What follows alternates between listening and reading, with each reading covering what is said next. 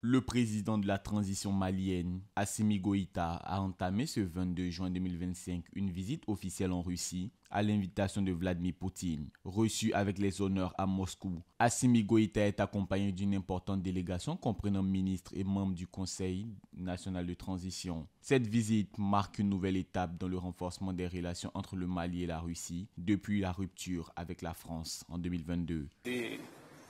Force est de reconnaître effectivement qu'avec la coopération avec la Russie, aujourd'hui notamment sur le plan de défense et sécurité, le Mali a pu recouvrir l'entièreté de son territoire.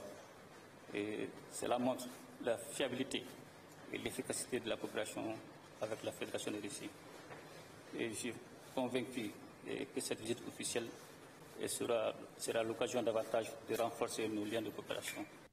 Au cœur de ce séjour figurent les questions de sécurité, d'énergie et de développement économique. Le départ du groupe Wagner, remplacé par Africa Corps, sous tutelle du ministère russe de la Défense, symbolise une volonté de formaliser la coopération militaire. Outre la sécurité, un projet de raffinerie d'or à Bamako avec la société russe Yadran est aussi à l'ordre du jour, avec 62% des parts détenues par l'État malien. Puis, nous allons signer un certain nombre de documents qui, sans aucun doute, renforceront notre coopération. Monsieur le Président, très heureux de vous voir, très certain que notre rencontre et nos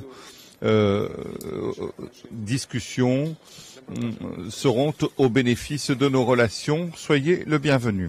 Dans un contexte de recrudescence des attaques djihadistes, cette visite vise à consolider une alliance durable au-delà de l'aspect militaire. Le Mali cherche à diversifier ses partenaires et à renforcer son autonomie stratégique. Pour le président Assimi Goïta, la Russie s'impose comme un partenaire clé de la transition.